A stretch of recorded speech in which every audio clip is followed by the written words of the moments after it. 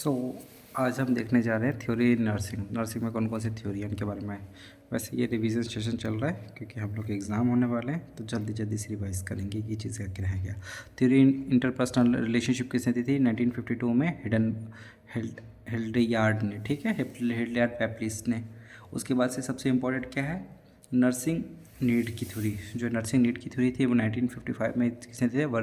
Virginia Henderson ने। सबसे important है, देखो नीड इम्पोर्टेंट क्यों है? क्योंकि पर्सन की नीड के अकॉर्डिंग उसकी प्रायोरिटी सेट हो जाती है, ठीक है।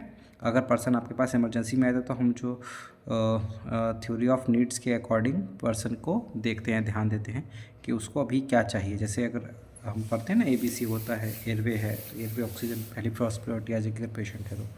बात करते हैं नेक्स्ट, थर्ड थ्योरी जो थी वो सेल्फ केयर डिफिशिएंट थ्योरी थी कि पेशेंट अपनी केयर खुद नहीं कर सकता। सेल्फ केयर डिफिशिएंट थ्योरी किसने थी? 1971 में दी थी डोरोथिया ओरम ने, ठीक है। ये इंपॉर्टेंट है, दो थ्योरी इंपॉर्टेंट है। एक तो नीड थ्योरी वर्जीनिया हेडरसन ने, और जो है सेल्फ केयर डिफिशिएंट जो थ्योरी थी 1971 में डोरोथिया ओरम ने दी थी। थ्योरी ऑफ गोल अटैचमेंट ये किसने दी थी? 1971 में एम जॉन किंग ने दी थी। Theory of inter cultural nursing on culture care theory ये दी थी मिडलाइन ने 1978 में। इन्वायरमेंटल थ्योरी 1860 में फ्लोरेंस नाइटिंगेल ने दी थी।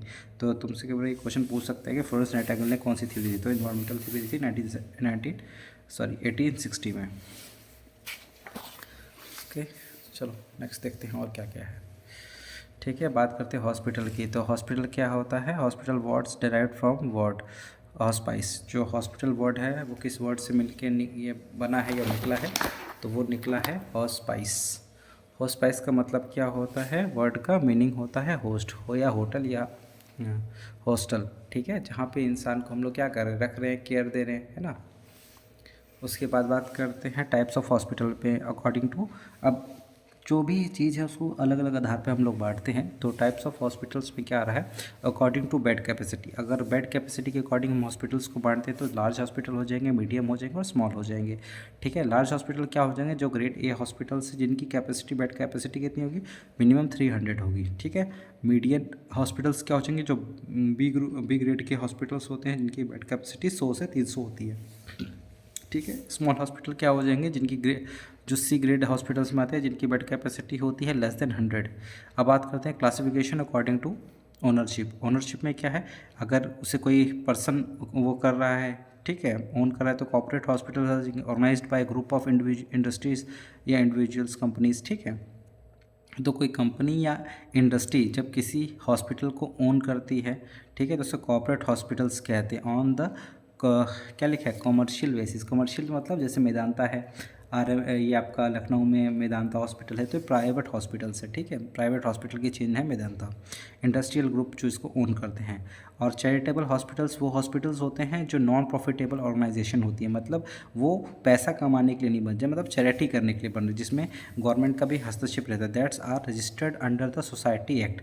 जो सोसाइटी के लिए भला कर रहे हैं, सोसाइटी एक्ट के अंदर उनको क्या किया गया? उन्होंने अपना रजिस्ट्रेशन या पंजीकरण करवाया हुआ है 1861 के इस एक्ट के अकॉर्डिंग, ठीक है। प्राइवेट हॉस्पिटल क्या होते हैं? Organised by individual person. अब किसी एक डॉक्टर ने अपना खुद का हॉस्पिटल खोल दिया तो वो क्या आ जाएगा? प्राइवेट हॉस्पिटल में आ जाएगा। ग्रुप ऑफ डॉक्टर्स हो सकता है सिंगल डॉक्टर खोले या हो सकता है ग्रुप ऑफ डॉक्टर्स खोले, ठीक है।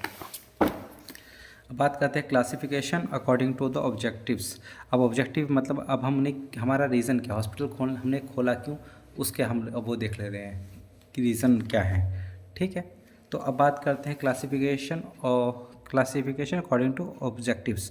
तो अब टीचिंग हॉस्पिटल्स क्या होता है? जहाँ पे हम लोग क्या कर रहे हैं, पढ़ा रहे हैं, है ना। एसोसिएटेड विद मेडिकल कॉलेज जहाँ पे बच्चे पढ़ रहे हैं, है ना। मिनिमम बेड कैपेसिटी इनकी कितनी थी? 500।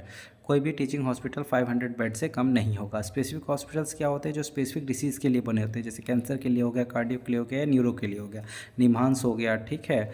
और उसके बाद से आपका ये हो गया कैंसर हॉस्पिटल, टाटा का कैंसर हॉस्पिटल हो गया। ये सब एग्जांपल है स्पेसिफिक हॉस्पिटल्स के, जहाँ एक पर्टिकुलर डिसीज़ के बारे में स्पेसिफिकली उसी पे फोकस किया जाता है। जनरल हॉस्पिटल क्या होता है? जो डिस्ट्रिक्ट लेवल पे हैं, तालुका लेवल पे हैं, तहसील में है ना। CHC PHC इस तरह से जो आता है वो जनरल हॉस्पिटल्स में आ जाएंगे आपके। अब बात करते हैं डिपार्टमेंट इन हॉस्पिटल्स। हॉस्पिटल्स में कौन कौन से डिपार्टमेंट होते हैं? एक HRD मिनिस्टर क्या है? Human resources development. HRD ministry में makes policies about the recruitment and promotion. तो एचआरडी जो मिनिस्ट्री होती है, growth human resource and development, जो हो एचआरडी मिनिस्ट्री है, वो देखती है, पॉलिसी बनाती है रिक्रूटमेंट के लिए कि हम पे जो भी वहाँ पे लोग काम करने वाले हैं उनकी रिक्रूटमेंट देखती है और उनका प्रमोशन देखती है। कौन? एचआरडी मिनिस्ट्री के अंदर होता है। एमआरडी क्या है? मेडिकल रिकॉर्ड डेवलपमेंट, जहाँ पे एमआरडी अपने रूम बहुत हॉस्पिटल में सुना होगा। ठीक है, बात करते हैं लीगल रिकॉर्ड्स कौन रखता है? वो एमआरडी के अंडर ही आते हैं। यूज़ एज एविडेंस, जब कोई एमएलसी केस या उस तरह कोई केस होता है या आपको कोई अपनी फाइल वापस चाहिए होता है तो आप कहाँ जाके मिलेंगे? एमआरडी के उसमें। हर एक हॉस्पिटल में एक एमआरडी रूम होता है जहाँ पे सारी डॉक्यूमेंटेशन रखा जाता है। ठीक है, स्टोर फॉर मिनिमम 15 ईयर्स। तो आपसे क्वेश्चन पूछ सकते हैं कि कोई भी लीगल रिकॉर्ड है वो कितने साल के रखा जाता है? तो मैक्सिमम जो देखा जाता है 15 ईयर्स तक है। आईपीडी रिकॉर्ड्स कितना होता है? 10 साल के देखा जाता है। ये आईपीडी क्या? इन पेशेंट डिपार्टमेंट। ओपीडी क्या है? Outdoor patient department. पेशेंट आया, वहाँ रुका, एडमिट हुआ तो आईपीडी के अंदर आ जाएगा, और अगर आया अपना दिखवा के चला गया ओपीडी के अंदर आ जाएगा। तो ओपीडी 5 ईयर्स, आईपीडी 10 ईयर्स, और लीगल जो है एमएलसी केसेस वो है 15 ईयर्स। तो 5, 10, 15 ऐसे याद कर लेना। पर्पस फॉर स्टोर, अब कोई भी हम डिपार्टमेंट है या कोई भी इंफॉर्मेशन है वो हम स्टोर क्यों करते हैं? जैसे अगर in case of accident, in case of murder, in case of rape, तो हमें क्या चाहिए? एविडेंस, क्योंकि हमें उसको कोर्ट में प्रूफ करना पड़ेगा। तो एविडेंस के लिए हम यूज़ करते हैं। या हेल्प इन वाइटल स्टैटिक्स। ठीक है, वाइटल स्टैटिक्स मतलब कोई बीमारी है उसमें क्या, कैसे उसका प्रिविलेंस था, क्या उसका इफ़ेक्ट रहा। ठीक है, तो स्टैटिक्स बनाने के लिए भी यूज़ होता है। हेल्प इन रिसर्च स्टडीज़ में यूज़ होता है कि बीमारी के ऊपर क्या क्या मेडिसिन यूज़ की गई। ठीक है, किस मेडिसिन से उसमें ट्रीटमेंट में सुधार हुआ। ठीक, मेडिसिन जो बैक्टीरिया या वायरस जिस पे भी वो मेडिसिन काम कर रही है उस पर उसका क्या इफेक्ट है, कौन सी दवा ज़्यादा कारगर है, कौन सी कम कारगर है। तो रिसर्च स्टडीज़ में भी यूज़ होता है। Help to collect information about the patient, तो पेशेंट के बारे में भी इन्फॉर्मेशन कलेक्ट हो जाता है कि अगर कोई पेशेंट गया है, उसने अपना इलाज करवाया, किडनी ट्रांसप्लांट हुआ, तो अब उसको पैसे रिफंड करवाने हैं, कोई गवर्नमेंट एम्प्लॉई है, ठीक है, तो वो भी क्रॉस वेरीफाई होगा ना कि हाँ जिसका ऑपरेशन हुआ था वो वही पेशेंट था, है ना, हर चीज़ मैच होती है। तो ये उन सब चीज़ों के लिए भी जो इन्फॉर्मेशन है स्टोर की जाती है। क्या लिखा है? Census should be prepared at midnight. ठीक है, तो ये सेंसस क्या होता है? सेंसस की स्पेलिंग गलत लिखे हैं। ठीक है, सी से रहता है। सेंसस क्या होता है? कोई भी हॉस्पिटल होता है उसमें एक दिन में कितने पेशेंट आए और कितने पेशेंट गए, उसको हम लोग सेंसस बोलते हैं। ठीक है, तो ये रिकॉर्ड हमेशा मेंटेन रखा जाता है कि ओपीडी में कितने पेशेंट आए। ठीक है, तो ओपीडी से ज़्यादा ये मैटर करता है कि जो हमारे पास पेशेंट एडमिट हैं तो कितने पेशेंट एडमिट हैं और कितने डिस्चार्ज हुए, कितने लामा हो गए। ये जो पूरी स्टडी है वो सेंसस के अंदर आती है। और सेंसस क्या, रात के 12 बजे नाइट ड्यूटी वाले होते हैं वो भेजते हैं। How many patients in and out in the ward. ठीक है, तो ये सेंसस का काम है। CSST रूम क्या होता है? Central sterile supply up department. हाँ, CSST रजिस्टर आपने हर एक डिपार्टमेंट में देखा होगा, हर एक वार्ड में। तो वहाँ पे क्या होता है, जो भी हम चीज़ें स्टाइल करने के लिए भेजते हैं, इंस्ट्रूमेंट्स हो या ट्रेज हो, तो वो CSST डिपार्टमेंट देखता है। ठीक है, central sterile supply department, supply of sterile articles and objects into the patients unit और वार्ड। तो वार्ड में जो भी चीज़ें आ रही हैं उनका स्टेलाइजेशन का प्रोसेस कहाँ होता है? CSST में होता है। ठीक है, तो CSST वाला चीज़ मेंटेन करना भी आपकी जिम्मेदारी आती है कि आपको भेजना पड़ेगा कि कौन सी चीज़ गई है स्टाइल होने के लिए और कौन सी नहीं गई है।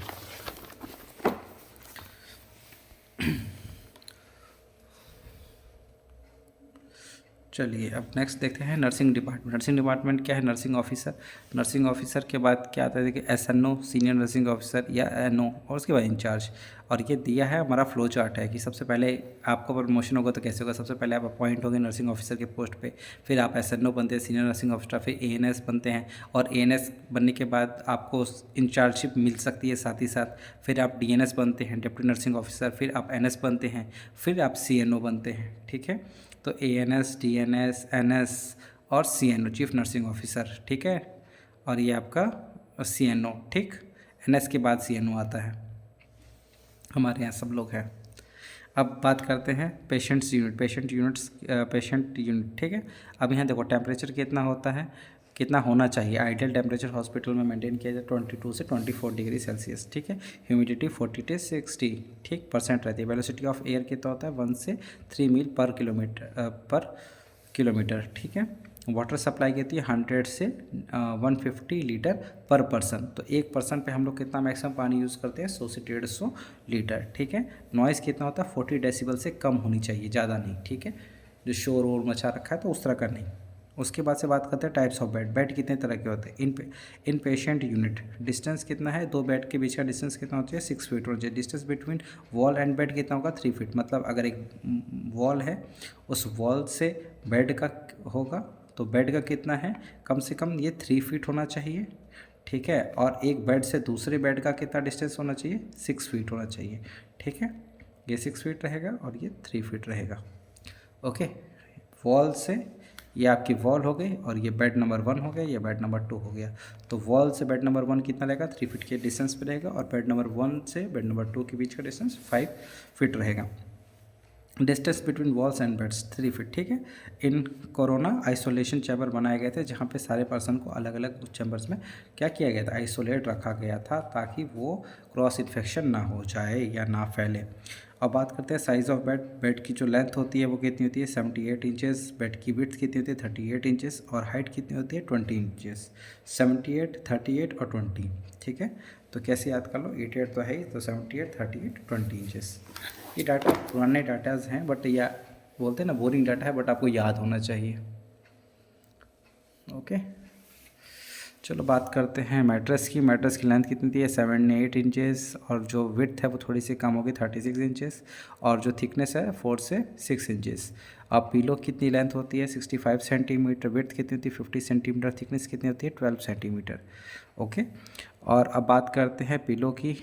ये था पिलो कवर, और यहाँ पे पिलो, तो पिलो कवर 65 लेंथ है, तो और जो पिलो है वो कितना? 60 सेंटीमीटर। विड्थ कितनी है? 45 सेंटीमीटर। इसे देखिए 5 कम है, ठीक है। थिकनेस कितनी है? 10 सेंटीमीटर, और इसकी कितनी है? 12 सेंटीमीटर कवर की, 2 सेंटीमीटर ये ज़्यादा है। ड्रॉ शीट कितनी होती है? लेंथ 150 सेंटीमीटर, और विड्थ कितनी होती है? 110 सेंटीमीटर। बात करते हैं टाइप्स ऑफ बेड। बेड कितने तरह के हैं? क्लोज बेड या ऑक्यूपाइड बेड, ठीक है। क्लोज बेड या ऑक्यूपाइड बेड किसे कहेंगे? जिसमें पहले से पेशेंट प्रेजेंट हो, आप दूसरा पेशेंट नहीं ले सकते हैं। Covered to protect from dust, ठीक है। Close bed, unoccupied bed, okay sorry, ये था अनऑक्यूपाइड बेड।